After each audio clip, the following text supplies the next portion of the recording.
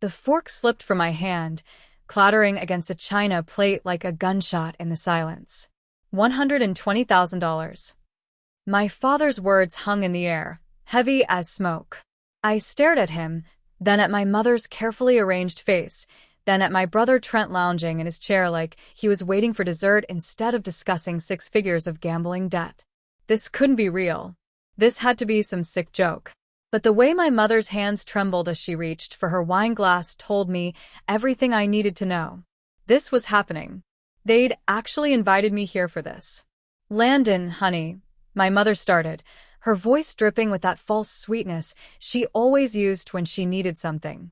"We know it sounds like a lot, but—" "Sounds like a lot?" I interrupted, my voice sharper than I intended.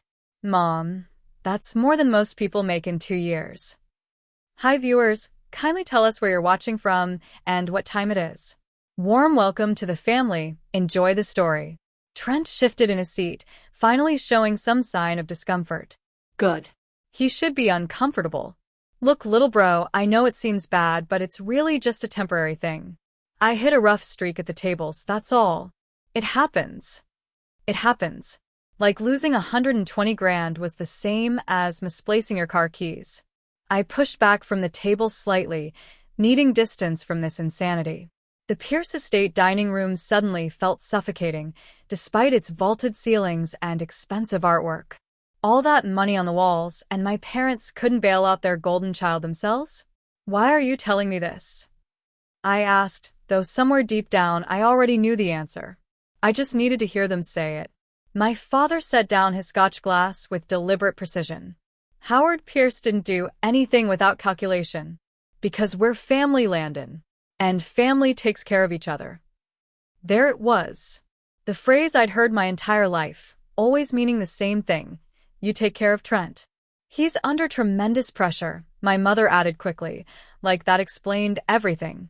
"The market's been volatile, and his investments haven't performed as expected, and you know how stress affects people differently. So, he gambled away a fortune?" I cut in. "That's how he handles stress?"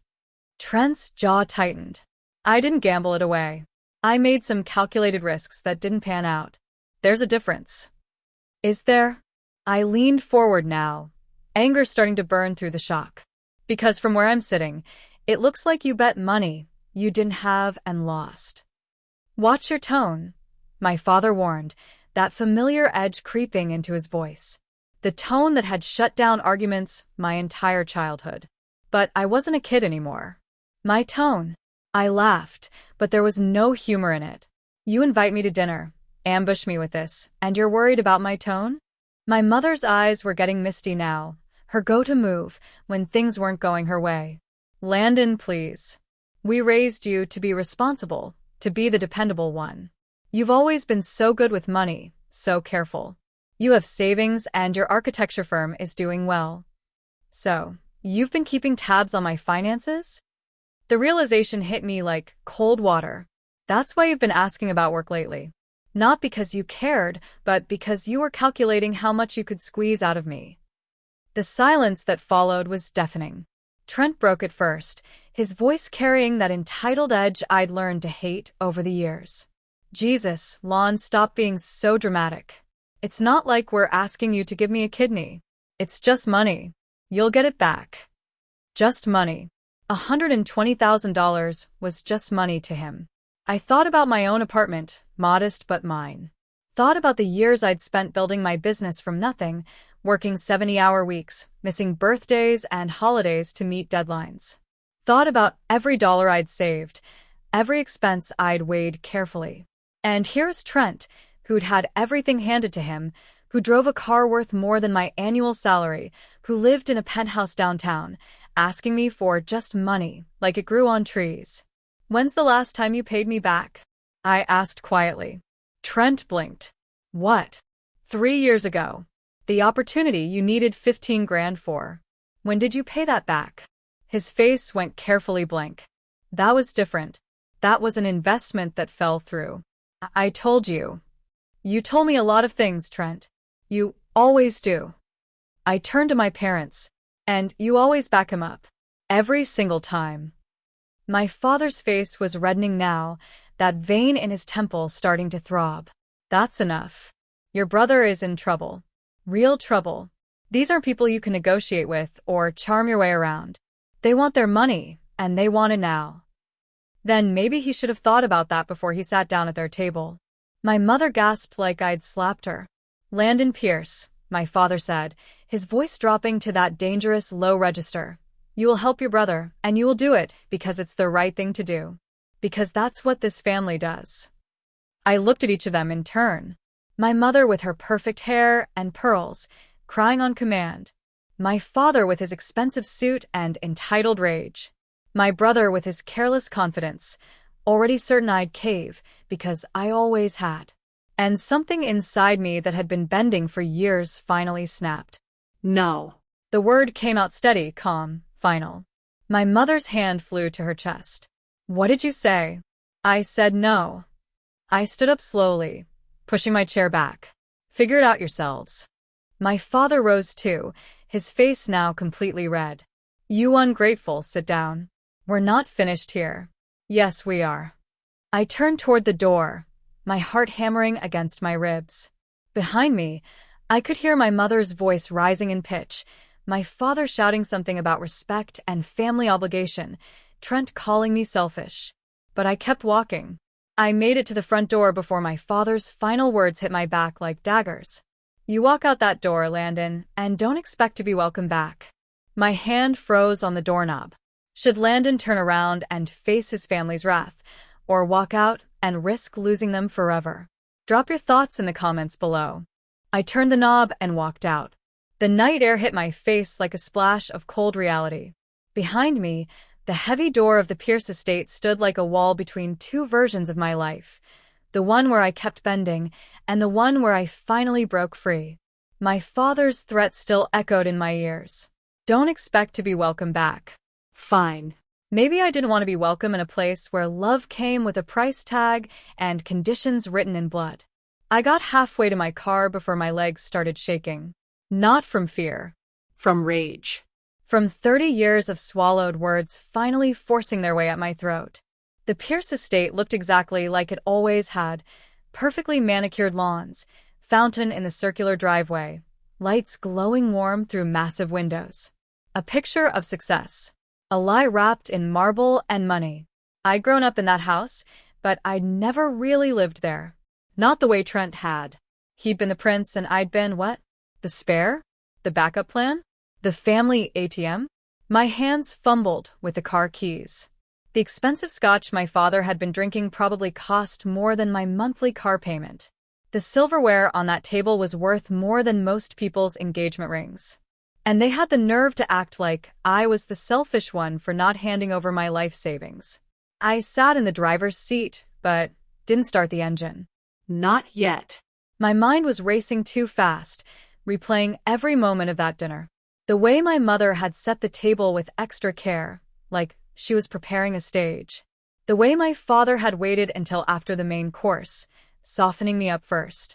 The way Trent had sprawled in that chair, so sure of himself, so certain his little brother would come through like always. They'd planned this. Every detail. They'd probably rehearsed their lines, decided who would play good cop and who would apply the pressure. And I'd walked right into it like a lamb to slaughter. Except this time, the lamb had teeth. My phone buzzed. Mom calling. I stared at her name on the screen, watching it light up and fade, light up and fade. On the fourth ring, I declined it. Another buzz. A text this time. Landon, please come back inside. Let's talk about this calmly. We're family. Family. They loved that word. Used it like a weapon, a shield, a cage. I typed back. Family doesn't ambush each other. 3 dots appeared immediately. Disappeared. Appeared again. Your brother is in real danger. These people don't play games. My fingers hovered over the keyboard. Part of me, that old, trained part, wanted to cave. Wanted to be the good son, the reliable one, the one who fixed everything. But another part of me, the part that had been screaming silently for years, knew the truth. Trent was always in danger. Danger of his own making. And my parents had spent decades teaching him that someone would always catch him when he fell. I put the phone face down on the passenger seat and finally started the car. The engine purred to life, drowning out my mother's next call. I pulled out of that driveway for what might be the last time, watching the house shrink in my rearview mirror. The house where I'd spent every Christmas being reminded I wasn't as successful as Trent. Every Thanksgiving hearing about his latest achievement while my own were glossed over. Every birthday being told I was too serious, too boring, too careful. Too careful. Like that was a character flaw. The streets were quiet as I drove, no real destination in mind. Just away. Away from their expectations, their demands, their carefully constructed family mythology, where Trent was the golden child, and I was the supporting character. I ended up at a diner on the edge of town. The kind of place with cracked vinyl booths and coffee that tasted like it had been sitting since morning. Nothing like the five-star restaurants my parents preferred. The waitress, a woman named Dolores according to her name tag, poured coffee without asking. "Rough night, honey?" I laughed, surprising myself. "You could say that." "Family?" She'd seen it all, apparently. "How'd you know?" She shrugged, topping off my cup. "It's always family. Nobody else can hurt you quite like the people who are supposed to love you most." I sat there for hours, watching the coffee get cold, replaying 3 decades of memories I'd tried to ignore. Like the time I'd gotten accepted to a prestigious architecture program and my father had spent dinner talking about Trent's promotion. Or when I'd won a design award and my mother had asked if I could use my connections to help Trent network. Or the first time I'd loaned Trent money. I was 23, fresh out of college, barely making rent. He'd needed $5,000 for car repairs. I'd given it to him from my emergency fund. Never saw it again. When I'd asked about it months later, my mother had pulled me aside and told me I was being petty. That family didn't keep score. Except they did keep score. They just didn't like when I tried to play. My phone had 37 missed calls by the time I paid my bill. 17 from Mom, 12 from Dad, 8 from Trent. Not one of them said, "Are you okay?" They all said some version of "come back," or "we need to talk," or "you're being unreasonable." I drove to my apartment as the sun started rising, painting the sky those colors that made you believe in new beginnings. My place was modest, a 2-bedroom in a decent neighborhood, nothing fancy. But it was mine. Every piece of furniture, every bill, every success and failure, mine. I'd built something real here. Something that didn't depend on family connections or borrowed money or cutting corners. And they wanted me to hand it over, because Trent had gotten bored and reckless. Inside, I made real coffee and sat by the window, watching the city wake up. Normal people heading to normal jobs, living normal lives that didn't involve 6-figure gambling debts and emotional blackmail. For the first time in years, I felt something I hadn't even realized I'd lost. Peace. Sure, my hands were still shaking slightly. Sure, my stomach was in knots. Sure, I'd probably just nuked every family relationship I had. But I also felt lighter. Like I'd been carrying a weight so long I'd forgotten it was there until I finally set it down. My phone rang again. This time it was my father. I answered. Will Landon cave to his father's pressure, or has he finally found the strength to stand his ground? Comment below what you think happens next. Have you lost your mind? My father's voice came through the phone like a thunderclap. I took a sip of coffee, letting him stew in the silence for a moment. Good morning to you too, Dad. Don't get smart with me, boy. Do you have any idea what you've done? Boy. I was 32 years old, but I'd always be boy to him. Just like I'd always be the backup, the afterthought, the one whose feelings didn't matter as much as Trent's needs. I said no to cleaning up someone else's mess. I replied calmly. Pretty sure that's called having boundaries. He exhaled sharply, that sound he made when he was trying not to yell. Trying and failing. Boundaries? Your brother is in serious trouble, and you're talking about boundaries? Trent's 35, Dad. He's not a kid who made a mistake. He's a grown man who gambled away a fortune. It's not gambling, it's what? I interrupted. Investment? Strategy? Dad, He lost 120 grand at a casino. That's not business, that's addiction. The word hung between us like a bomb nobody wanted to defuse. Don't you dare, my father said slowly, psychoanalyze your brother. You don't know what kind of pressure he's under. Then maybe he should see a therapist instead of a blackjack dealer. This isn't a joke, Landon. You're right. It's not. I stood up, pacing now. It's my life savings you're asking for. My emergency fund. My security. And you're asking me to hand it over like it's nothing because Trent decided to play high roller and lost. My father was quiet for a moment. When he spoke again, his voice had shifted tactics, softer now, almost reasonable. The negotiation voice he used with difficult clients. Son, I understand you're upset. But think about what's really at stake here. These aren't people who accept payment plans. They want their money, and if they don't get it. He trailed off, letting the implications sit heavy. Then maybe Trent should go to the police. The police? He barked out a laugh. And say what? That he willingly gambled money he didn't have? That he signed markers he can't pay? The police won't help him, Landon. They'll just make things worse. So, your solution is to make it my problem? Your mother is sick over this. She hasn't slept. She's worried sick about both her sons, one who's in danger and one who's apparently forgotten what family means. There it was again. Family. The magic word that was supposed to make me forget 30 years of being second best. Dad, answer me honestly. If this were me instead of Trent, would you be making these calls? Would you be losing sleep? Silence. Would you? I pressed. That's not fair, he said finally. No. What's not fair is that you've spent my entire life showing me exactly where I rank in this family, and now you're surprised that I'm not jumping at the chance to prove it again. Landon. Tell me something. When I won the Berkshire Design Award, did you come to the ceremony? He hesitated. I had a business meeting. Right. But when Trent got promoted to regional manager, you threw him a party at the country club. When I bought my first apartment, you asked if I was sure I could afford it. When Trent bought his penthouse, you bragged about it to everyone. That's different. Trent's career trajectory makes 3 times what I make.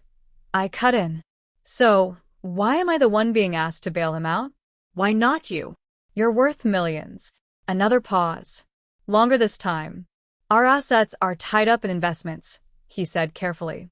Liquidating now would mean significant losses. And there it was. The truth hiding under all the family loyalty speeches. They could help Trent. They just didn't want to take the financial hit themselves. Better to squeeze it out of me, the reliable one. The one who wouldn't cause problems or ask uncomfortable questions. Except I was asking questions now. So let me get this straight, I said slowly. You're asking me to drain my savings, money I've spent years building, because you don't want to take a loss on your investments. And somehow, I'm the selfish one for saying no. You're twisting this. Am I? Because from where I'm standing, it sounds like you want me to sacrifice my financial security to protect yours. My father's voice went cold. You're making a mistake, Landon. Family is all we have in this world. When you need us, don't be surprised if we remember this moment. The threat was clear. Play ball, or you're out. I thought about that. Really thought about it. Imagined future Christmases, birthdays, family events where I'd be the outcast, the ungrateful son who abandoned his brother in his time of need. And then I imagined something else. Imagined handing over everything I'd worked for, watching it disappear into Trent's bottomless pit of bad decisions. Imagine being broke at 32 because my parents couldn't be bothered to parent their golden child. Imagine doing it all again in a few years when Trent's next crisis hit. Because there would be a next crisis. There always was. Maybe you're right, Dad, I said quietly. Maybe family is all we have.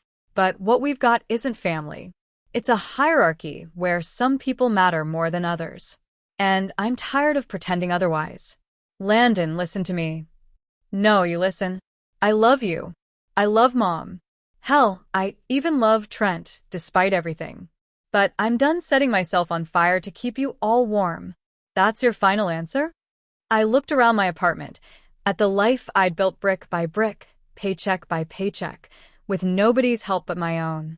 Yeah, Dad. That's my final answer. He hung up without another word. I stood there holding the phone, waiting for the guilt to crush me, waiting for doubt to creep in, for that old familiar voice to tell me I was being selfish, cruel, ungrateful. But it didn't come. Instead, I felt something strange.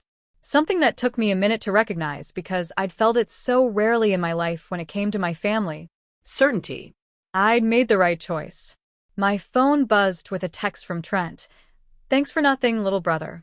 Hope you sleep well knowing what you've done." I almost laughed. Even now, even after everything, he was trying to make me the villain in his story. I typed back, "I sleep fine. How about you?" 3 dots appeared and disappeared several times. Finally, "You're dead to me." I stared at those words, feeling nothing. Not sadness, not anger.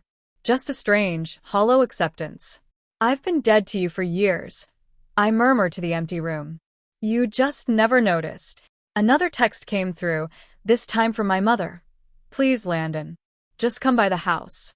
Let's talk face to face. I'm begging you." My finger hovered over the keyboard. Should Landon give his mother one more chance?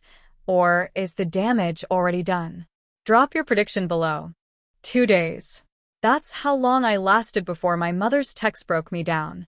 Not the angry ones from Dad. Not the bitter messages from Trent. But Mom's, desperate, pleading, the digital equivalent of tears on paper. "I just want to see you, honey. Please. Just coffee. Just talk." So here I was, pulling into a cafe halfway between my apartment and their estate, neutral territory. Through the window, I could see her already sitting at a corner table, stirring a cup she probably hadn't touched. Vivian Pierce looked smaller somehow. Her perfect hair was still perfect, her designer outfit still impeccable, but something in her posture had shifted. She looked tired. Good.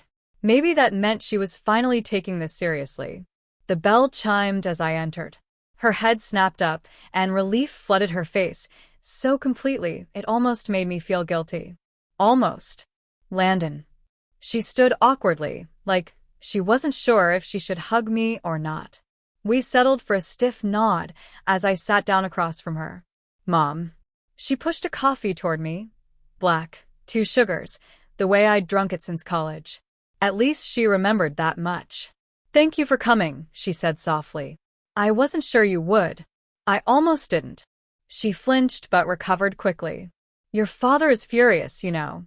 He's barely speaking to me because I insisted on reaching out to you." I took a sip of coffee. It was good, better than the diner stuff I'd been living on. "I'm not here to argue, Mom. If that's what this is." "It's not." She reached across the table, stopping just short of touching my hand. "I just want to understand. Help me understand why you're doing this." "You mean why I won't hand over 6 figures to bail out Trent? Why you turn your back on family?" There it was. The script I'd expected. I set down my cup carefully. "Is that really what you think? That I'm turning my back? What else would you call it?" "Self-preservation." She blinked, thrown off balance. "That's dramatic." "Is it?" I leaned forward. "Mom, be honest. If I gave Trent this money, would it be the last time?" "Of course it would. He's learned his lesson. Like he learned it 3 years ago? Or 5 years before that? Or when he was 25 and you paid off his credit cards?" Her mouth opened, closed. Those were different circumstances. Were they? Or were they just smaller numbers? A young couple walked past our table, laughing about something on a phone. Normal people with normal problems. I watched them go, feeling like an alien observing human behavior. "Landon, your brother is in real danger this time," Mom said, her voice dropping. "These people he owes money to, they're not patient. They're not kind. They've been calling the house, showing up at his apartment. Last week, someone left a message on his car. In blood." My stomach tightened despite myself. "Then he needs to go to the police." "And tell them what? That he gambled illegally? That he signed contracts with loan sharks?" "Landon, you don't understand how this works. The police can't help him. Nobody can help him except us." "Except me, you mean?" She looked away. Your father and I, our money is complicated right now. The market, the investments, the timing. The fact that you don't want to take a loss. I finished for her. That's not fair. Isn't it? I kept my voice level, controlled. You're asking me to wipe out my savings, money I've spent a decade building because you and Dad don't want to touch yours. And somehow, I'm the bad guy.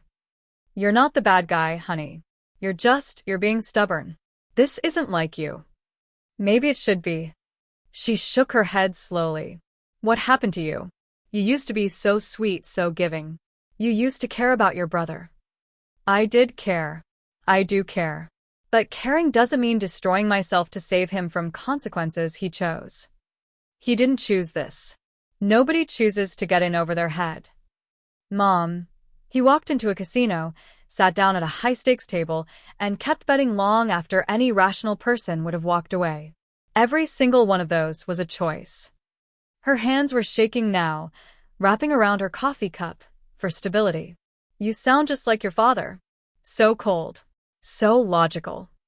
Would you prefer I be emotional? Fine. I'm angry, Mom. I'm angry that you're here guilting me instead of holding Trent accountable. I'm angry that 32 years of being the good son counts for nothing the moment I set a boundary.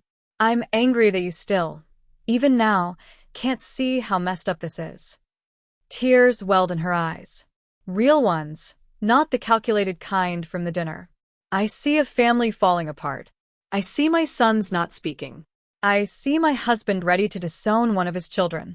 And I'm trying so hard to hold it together. Something in my chest twisted. By asking me to break myself? That's your solution. I'm asking you to do what's right. And I did. I said no. She stared at me for a long moment, tears sliding down her carefully made-up face. I don't know who you are anymore. I'm the same person I've always been, Mom. You just never really looked. That landed hard. I could see it in the way her face crumpled, in the way she pulled back like I'd physically struck her. That's not true, she whispered. I've always loved you. I believe you. But love and attention aren't the same thing. Love and fairness aren't the same thing. And love definitely isn't the same thing as making me responsible for Trent's disasters. She dabbed at her eyes with a napkin, her composure cracking. What am I supposed to do, Landon? Just let him get hurt. Let him get himself out. He's a grown man. He can't. Not alone. Then maybe it's time he learned how. We sat in silence for a while. Other customers came and went. The barista called out drink orders. Life continued around us while ours fractured. Finally, Mom gathered her purse. Your father wants to have a family meeting. All of us. Tomorrow night. Another ambush? A conversation. A real one. She stood, looking down at me with something between disappointment and desperation. Please, Landon. Just come. Hear us out. If you still feel the same way after, then... She trailed off, unable to finish the sentence. Then what? Then I'd be officially cut off? Then they'd choose Trent over me once and for all? They already had. But something in her face, something raw and real, made me nod. One conversation. That's all I'm promising.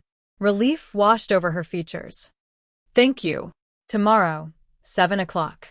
She walked away without another word, leaving me alone with cold coffee and a knot in my stomach that wouldn't untie. I pulled out my phone and opened my banking app. My savings account stared back at me. Years of work, of sacrifice, of careful planning. Money for emergencies, for a house someday, for a future I'd built without anyone's help. A notification popped up. Trent had tagged me in a social media post. Against my better judgment, I clicked it. It was a photo from 5 years ago. Both of us at his birthday party, arms around each other's shoulders, smiling. The caption read, "Throwback to when family actually meant something." 53 comments, all from people who had no idea what was really happening. All of them painting me as the villain who'd abandoned his brother.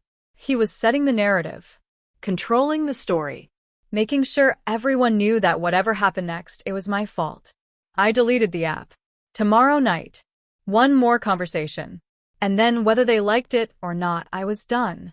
Will the family meeting change everything, or is Landon walking into another trap? 7 o'clock arrived too fast. I sat outside the Pierce estate, engine running, fingers drumming the steering wheel.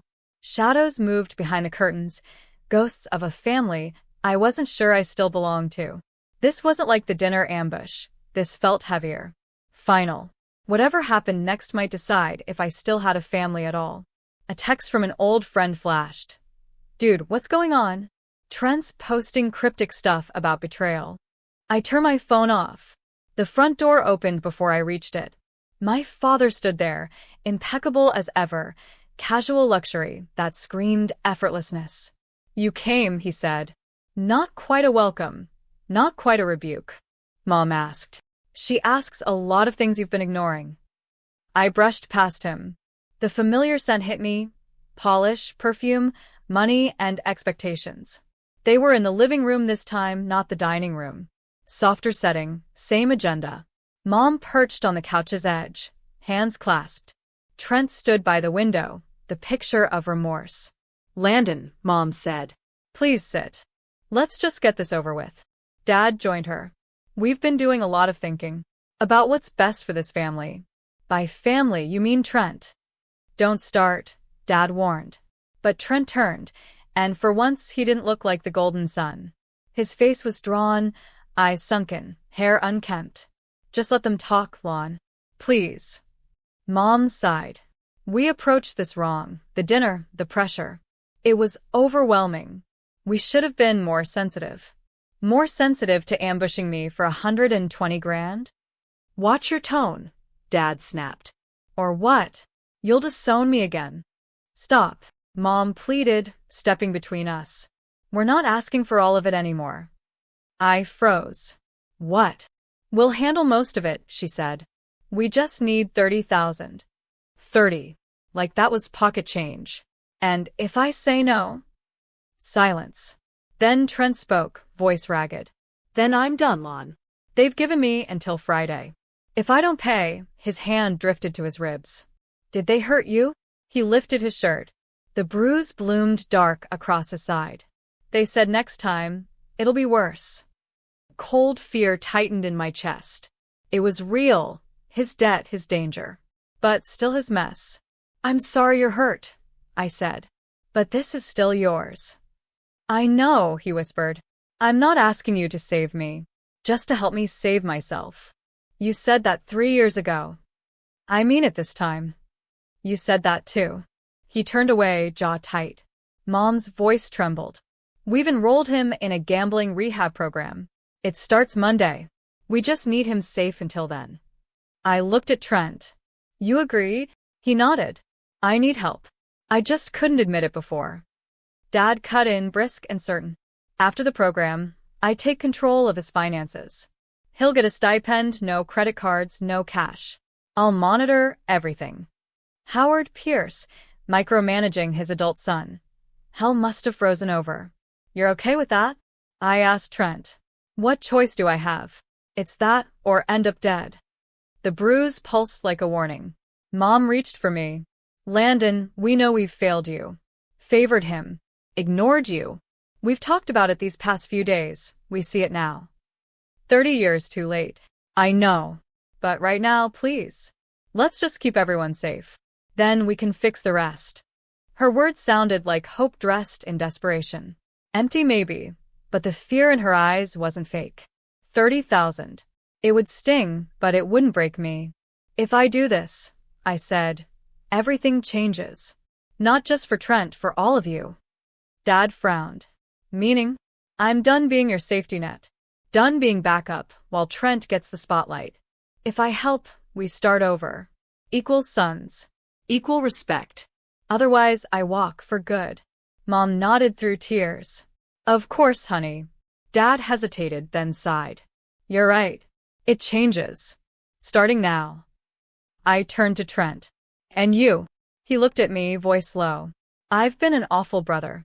Selfish, blind, entitled. I can't undo it, but I'll try to earn your forgiveness. For real this time. 30,000. My security, my savings, my peace. But maybe a chance to rebuild something broken. I want it in writing, I said. A contract. Terms, repayment plan, official. My lawyer will handle it tomorrow, Dad replied. And you go to that program, I told Trent. No excuses. I promise. I exhaled, already feeling the weight of the decision. Okay, I'll do it. Mom slumped back, relief spilling out. Dad's shoulders eased. Trent closed his eyes. But I felt nothing. Just cold certainty. Either I'd just made the worst decision of my life, or the first step toward something better. Did Landon just get played again? Or is this family finally changing? Drop your thoughts below. Will they keep their promises? The wire transfer confirmation glowed on my phone like a death certificate. $30,000 gone. My savings dropped from comfortable to concerning, and I waited for regret to come, but felt only numbness. At the lawyer's office, everything had felt cold and mechanical. My father's attorney, Richardson, had slid the contract toward us. 36 months. Interest-free. Trent pays $1,000 per month starting in 60 days. 60 days to get back on his feet. I'd signed anyway, watched my father sign as guarantor, and Trent's trembling hand follow. Richardson had warned him. Default, and your brother can sue. That was 3 days ago. Now I sat in my apartment, staring at my reduced balance, wondering if I'd just bought 3 years of disappointment. Mom called, her voice gentle. You saved your brother's life. Maybe. Or maybe I'd only delayed the inevitable. She said Trent was nervous, but better. That Dad had made sure the people Trent owed left him alone. He's trying, she said. We both are.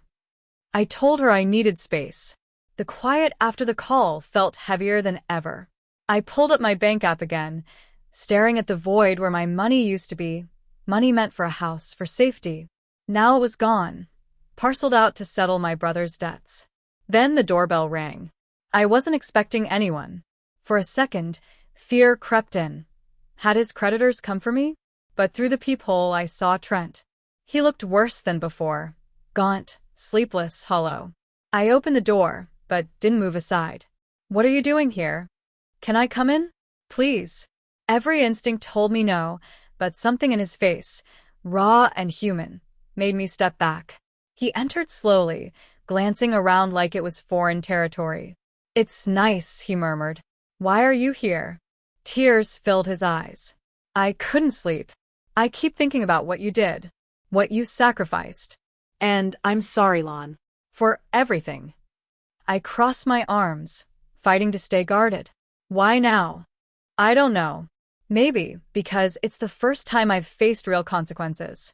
Maybe because I almost died. He lifted his shirt. The bruise across his ribs had darkened, ugly and deep. They came to my apartment 2 nights before the meeting. 3 guys. Didn't say much, didn't have to. Did you call the police? And say what? That I gambled with criminals? Dad was right. Only family could fix this. You did. His honesty threw me off balance. You want to know something funny? He said. I make triple what you do. Live in a penthouse. Drive luxury cars. And I'm broke. Because I never learned the value of anything. And whose fault is that? Mine, he said immediately. Mine and Mom and Dad's. They built the version of me that never had to grow up. But I chose to stay that way. He sighed, rubbing his temples. The program starts Monday. 90 days, residential, no contact. Dad's idea. He said I need isolation to change. 90 days. Yeah. I wanted to see you first. To tell you I'm going to pay you back, every cent. Not in 3 years. Sooner. The contract says. I know what it says. But I'm selling the penthouse, trading the car, getting rid of everything. I'm done living like a ghost in luxury. I want to build something real. I searched his face for the angle, the lie, but there was only exhaustion and something like resolve. And when you realize normal life is hard, I asked, then I'll deal with it. Without gambling. Without running to anyone. I know you don't believe me, but I'll prove it. We stood there, 2 brothers who had shared a home but never really known each other. I don't forgive you, I said quietly. Not yet. Maybe not ever. But I hope you make it. He nodded. That's fair. He turned to leave, then paused. Dad's changing too. He amended his will. Everything's 50-50 now. No favoritism. He wanted you to know. The words hit deeper than I expected. For the first time, maybe Dad meant it. Trent left, and I stood watching the city lights until his car disappeared. Could people really change, or just get better at pretending to? Then my phone buzzed. A text from an unknown number. Trent's debts are settled. You're clear. Stay that way. A chill crept through me. The creditors. They knew who I was. I blocked the number, but the unease stayed. I was in this now, whether I liked it or not. Will Trent's promises hold, or will Landon learn an even harder lesson? Comment below what you think happens next. Week 1 without Trent was strange. No desperate calls. No crisis texts. No sudden emergencies requiring immediate attention. Just silence. Mom called twice to let me know he'd made it to the facility safely, that he'd called during his supervised phone time and sounded different. Whatever that meant. I threw myself into work. A new project, a community center design that needed to be innovative but budget conscious. The kind of challenge that usually excited me. But I kept zoning out, staring at blueprints without seeing them, my mind elsewhere. My assistant, Carrie, noticed. You okay, boss? You've been looking at that same wall section for 20 minutes. Just thinking. About the project, or about whatever's been eating you for 2 weeks? I looked up. Carrie was sharp, observant, the kind of person who noticed things others missed. That obvious? You've checked your phone 47 times today. That's not normal for you. She set a coffee on my desk, black, 2 sugars. Want to talk about it? Family stuff. It's complicated. Family always is. She perched on the edge of my desk. My brother owes me $8,000 from a business idea that tanked. Hasn't paid me back a cent in 3 years. Still asks to borrow money. I blinked. Seriously? Family thinks they have unlimited access to your wallet. It's the worst. She shrugged. I eventually told him no more loans. He didn't talk to me for 6 months. But now he's got his act together, got a real job, and we're actually closer than before. What changed? Me saying no changed. Turns out, enabling people doesn't help them. It just keeps them comfortable in their dysfunction. The words hit close to home. Too close. My phone rang. Mom again. Landon, honey, I know you wanted space, but I have news. Good news, I think. I put her on speaker, so I could keep working. What is it? Your father and I met with Trent's therapist yesterday. She said he's doing really well, engaging with the program, being honest in sessions. She thinks he's genuinely committed this time. 1 week in. He'd been there 1 week, and she was already declaring victory. Mom, it's been 7 days. I know, but you didn't see him before. He was defensive, closed off. Now he's opening up. The therapist says that's a huge step. Carrie raised an eyebrow from across the room. I waved her off. That's great, Mom. Really? You don't sound like you think it's great. I'm cautiously optimistic. There's a difference. She sighed, that disappointed sound that had guilt me into 1,000 things over the years. But this time, it just rolled off. Your father wants to have dinner next week. Just the 3 of us. He wants to talk about rebuilding. His word, not mine. Rebuilding. Howard Pierce admitting something was broken. That was new. I'll think about it. Landon. I said I'll think about it. That's the best I can do right now. She hung up without pushing further. Progress, maybe. Or just exhaustion. Carrie was watching me with knowing eyes. Let me guess. They want you to believe everything's fixed after a week of therapy. Pretty much. People don't change in a week. Hell, people barely change in a year. Real transformation takes time, consistency, proof.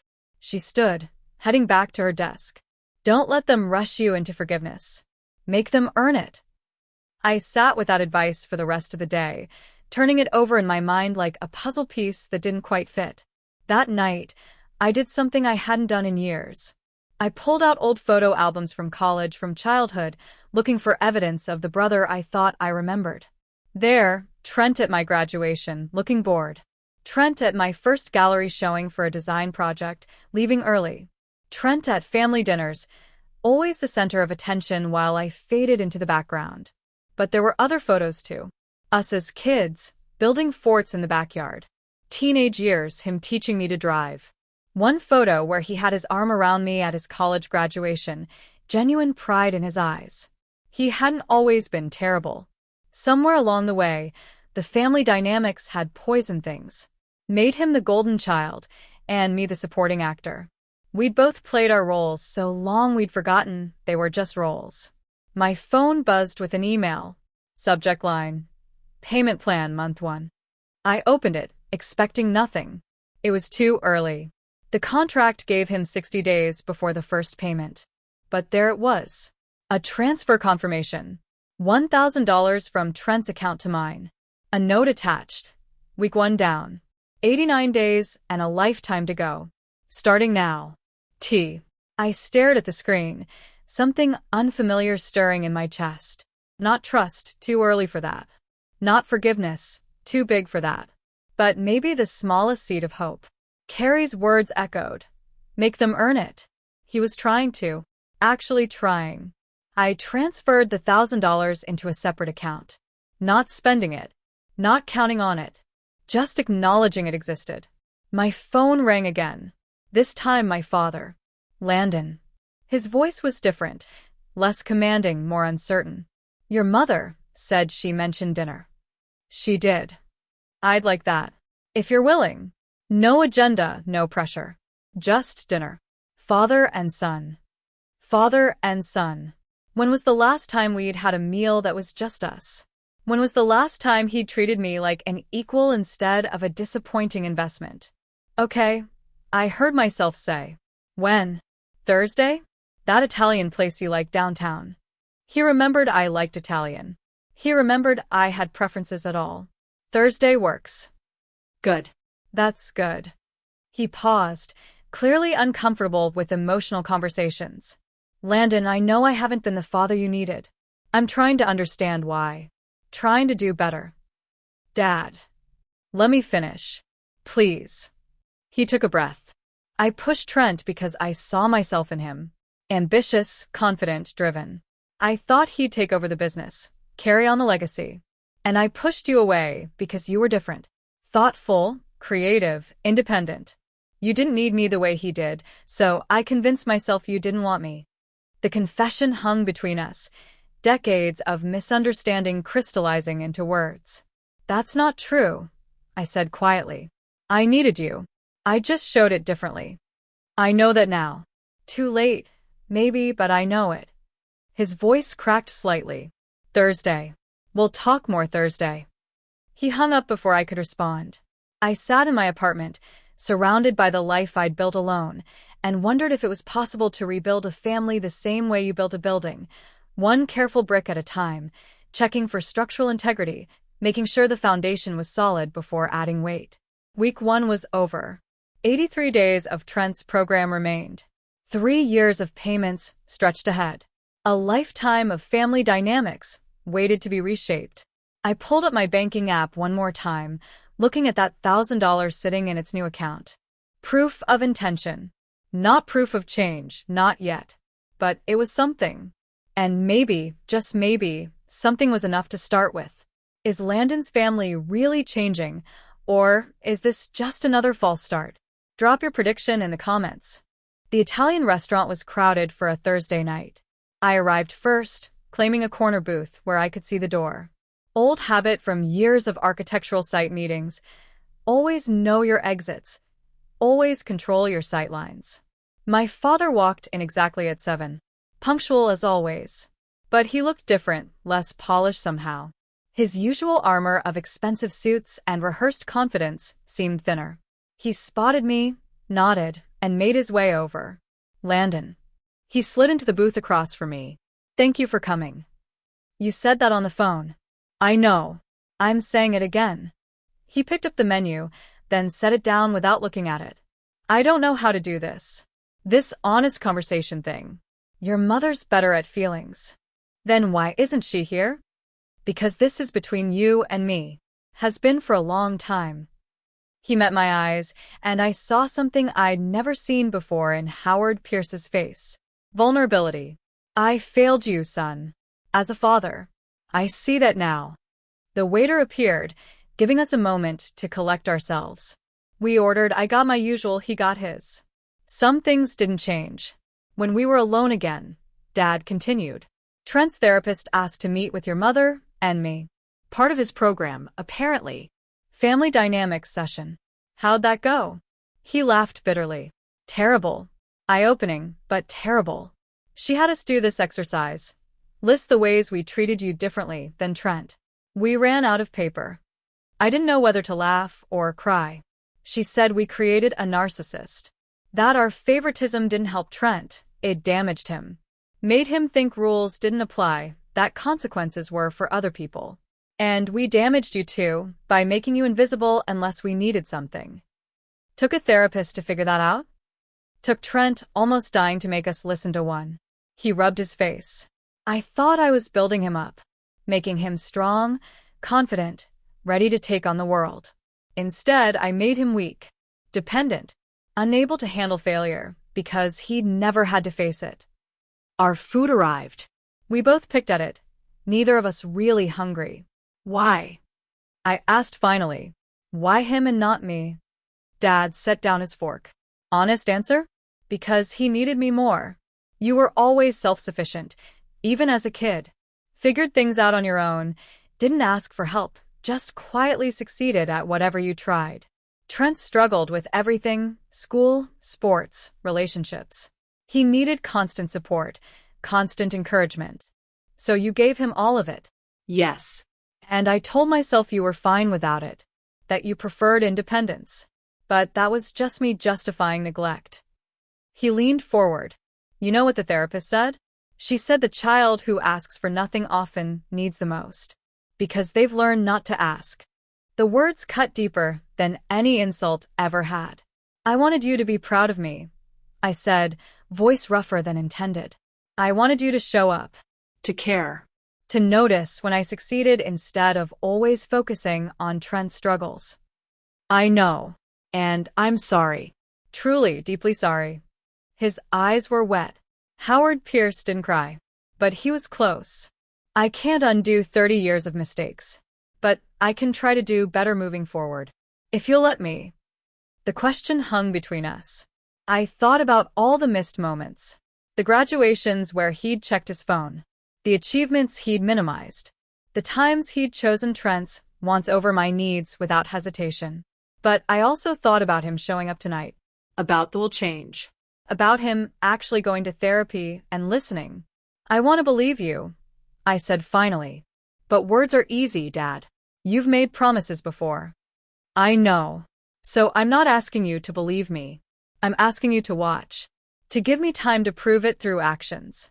He pulled out his phone, opening his calendar. Look. I leaned over. Every Tuesday at 6 p.m., blocked off. Dinner with Landon. Every Tuesday. For the next 6 months. Reserved, he said. No business meetings, no golf, no excuses. Every Tuesday, you and me. We can talk or just eat. But I'll be there. Consistently. That's how I prove it. Something in my chest loosened slightly. And not just dinners, he continued. You're firm. I want to know about it. Really know. Your projects, your challenges, your wins. I want to be the father who shows up. Better late than never, right? I don't know if it works that way. Then we'll find out together. He reached across the table, hand extended. Deal? You give me a chance to prove I can change, and I'll do everything in my power not to waste it.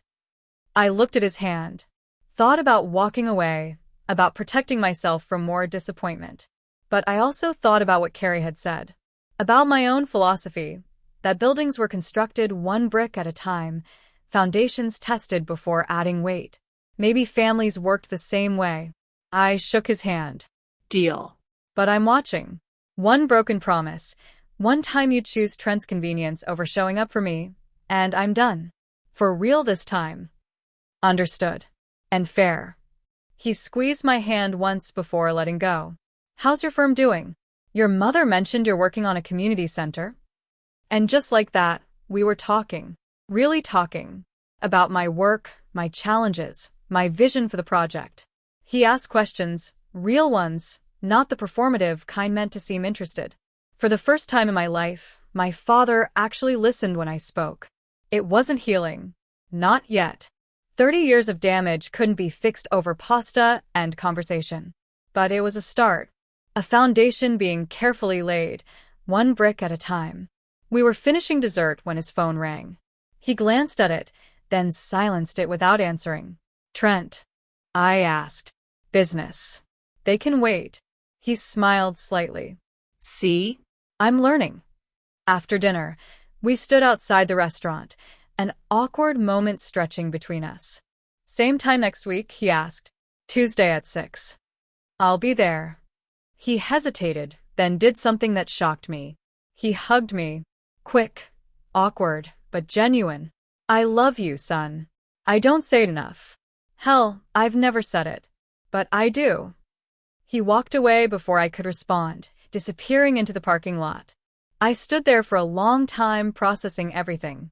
The dinner, the promises, the calendar blocked off with my name. My phone buzzed. A text from Carrie. How'd it go? I typed back. Too early to tell. But maybe it's possible. She responded with a thumbs-up emoji and, guard your heart, but give him room to prove it. That's the balance. I drove home through the city, past the Pierce estate, past the life I'd grown up in. My apartment felt different when I walked in, less like a fortress and more like a home. On my desk, the contract with Trent. In my separate bank account, $1,000 of proof. In my calendar, Tuesday dinners for the next 6 months. Small things. Fragile things. But things that might, with time and consistency, build into something real. Week 2 of Trent's program was ending. 83 days remained. 3 years of payments stretched ahead. But for the first time, I wasn't counting the cost. I was counting the possibilities. Can a father and son really rebuild after decades of neglect? Share your thoughts below. 3 months passed like a strange dream. Every Tuesday, my father showed up. Sometimes we talked about work. Sometimes we talked about nothing important, sports, weather, random observations. But he was there. Consistent. Present. Trent completed his program. 90 days of intensive therapy, group sessions, confronting his demons in a controlled environment. Mom called the day he got out, voice trembling with hope and fear. He wants to see you, she said. When you're ready. I wasn't ready. Not yet. But 2 weeks later, I agreed to coffee. Public place. Daytime. Exit strategies planned. He looked different. Thinner. Cleaner, somehow, like he'd scrubbed away layers of pretense. He wore jeans and a normal jacket, not designer, not expensive. Just normal. Hey, Lon. He stood when I arrived, uncertain whether to hug or shake hands. We settled on an awkward nod. Trent. We sat. Ordered coffee. The silence stretched uncomfortable and heavy. I sold the penthouse, he said finally. Got a 1-bedroom in a regular building. Normal rent, normal life. Traded the car for a used sedan. It's weird, driving something that doesn't turn heads. How's it feel? Terrifying. He laughed without humor. I spent my whole life collecting things that proved I'd made it. Now I've got nothing but a crappy apartment and a job I actually have to work at. No connections, no shortcuts. Just work. Welcome to how most people live. Yeah. He met my eyes. I get that now. Took me 35 years, but I finally get it. His phone sat face down on the table. Unlike before, he never checked it. Never got distracted. Just stayed present. Focused on our conversation. The program helped. I asked. The program saved my life. Literally. He traced patterns on his coffee cup. They make you confront why you do what you do. For me, it was never about the money. It was about the high, the risk, the feeling of being invincible when you win. And when you lose? That's the thing, I never process losses. I just chase the next win to make up for it. Classic addiction cycle. He looked up. I'm not cured, Lon. Addiction doesn't work that way. But I have tools now.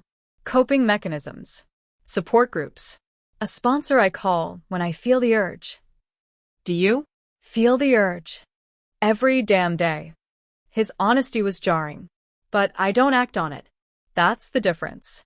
That's recovery, not the absence of temptation, but the ability to resist it. We talked for 2 hours. He told me about therapy, about breaking down in group sessions, about the moment he realized he'd been chasing an image instead of building a life. I told him about Dad's Tuesday dinners, about my work, about the slow process of rebuilding trust. At the end, he pulled out his phone and showed me his banking app. 4 months of payments, he said. On time, every month. I'm ahead of the contract schedule by 3 months. I should have this paid off in 18 months instead of 3 years. I looked at the proof, the consistent transfers, the dedication behind each one. Thank you, I said. It's not a favor, Lon. It's an obligation. One I owe you. He put his phone away. I know you still don't trust me. That's fair. But I'm going to keep showing up. Keep making payments. Keep proving I'm different. However long it takes. Why? I asked. Why does it matter so much now? He was quiet for a long moment. Because I almost died. Because I realized the only real thing I had was family, and I'd spent years treating you like you were expendable. Because I'm tired of being the person I was. His voice cracked on that last part. Real emotion, not performance. I don't know if we'll ever be close again, I said honestly. There's a lot of damage. I know. But maybe we can be brothers. Real ones, not the twisted version we grew up with. He stood to leave, then paused. Dad's trying too. With both of us. It's awkward as hell, but he's trying. I've noticed. Don't give up on him yet. Or me. He smiled sadly. We're a work in progress. Slow progress, but progress. After he left, I sat in the coffee shop for another hour, processing. Wondering if people really could change, or if we just got better at pretending. My phone buzzed. A text from Dad. Dinner tonight? I know it's not Tuesday, but I have something to show you. I met him at his office. He looked nervous, fidgeting with papers on his desk. I'm retiring, he said without preamble. Stepping back from the firm. Selling my shares to my partners. I stared. What? I've spent 40 years building a business and neglecting my family. Time to flip the priorities. He pulled out a folder. I'm also starting a foundation. For gambling addiction treatment and family therapy. Anonymous funding for people who can't afford help. Dad. Trent's experience opened my eyes. There are thousands of families dealing with this, tearing themselves apart because they don't have resources or support. I can help. We can help. He looked at me. I'd like you to be on the board. If you want. The offer stunned me into silence. You don't have to answer now, he continued. But I want you involved. Equal partner, equal voice. No favoritism, no golden child dynamics. Just father and son, working on something that matters. I looked at the man in front of me. Not the intimidating patriarch I'd grown up fearing, but a human being trying desperately to make amends. Okay, I said. I'm in. His relief was visible. Thank you. For giving me a chance. For not giving up on us. That night, driving home, I realized something profound. Justice didn't always look like revenge or punishment. Sometimes it looked like accountability. Like people facing their mistakes and doing the hard work to be better. My phone showed the bank account where Trent's payments accumulated. 4 months of proof. A father who'd shown up every Tuesday for 3 months. Small actions, repeated consistently, building into something real. Trust wasn't rebuilt in dramatic moments. It was rebuilt in the quiet, consistent showing up. In choosing differently, again and again, until the new choice became the default. Was my family healed? No. Were we on the path to healing? Maybe. And maybe that was enough.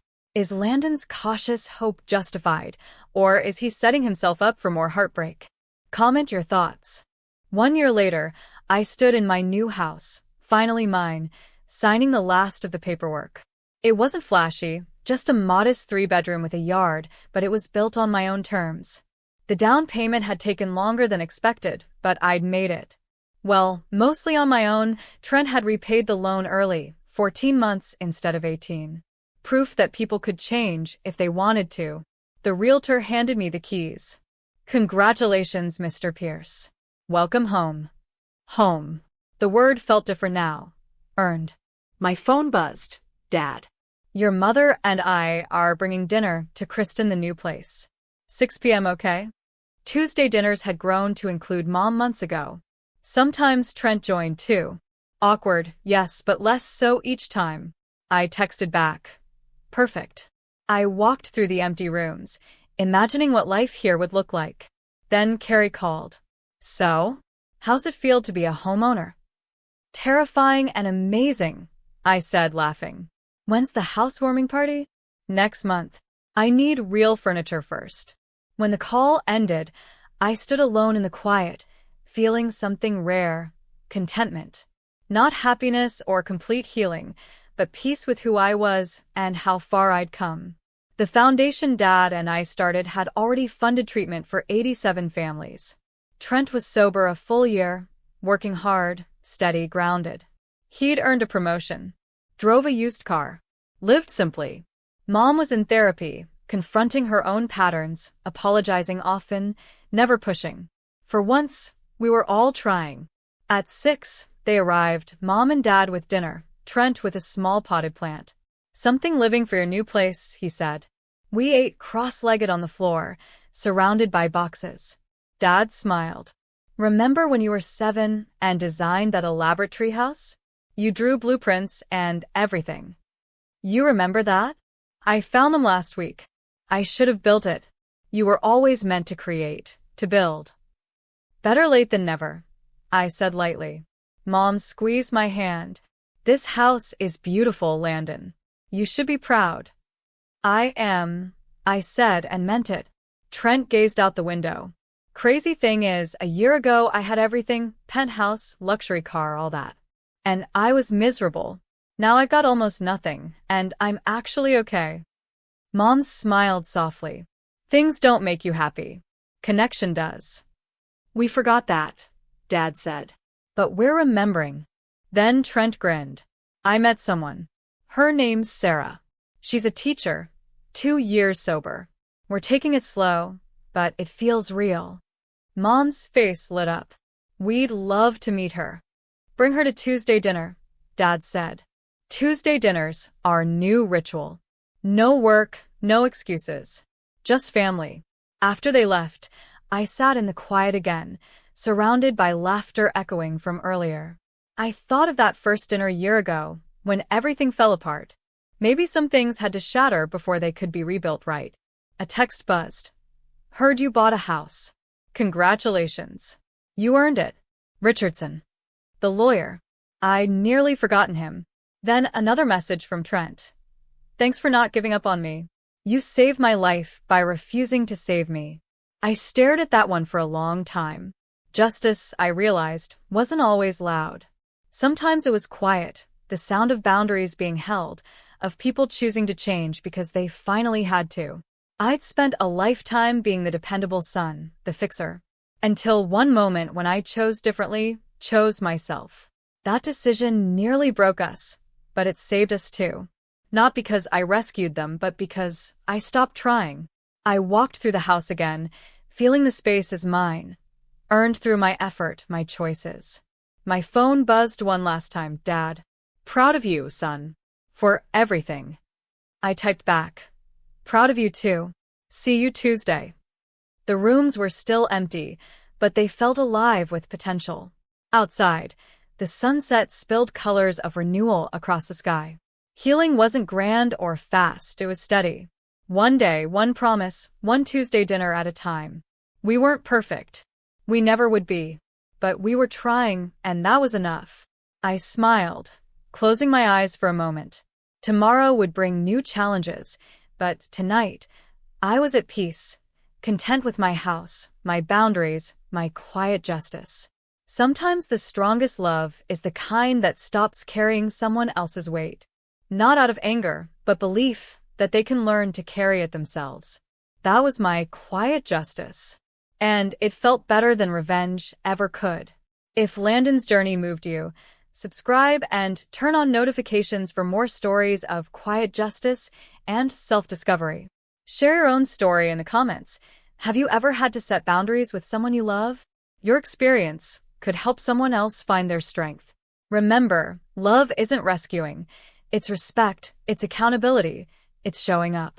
Until next time, take care of your peace and keep standing tall.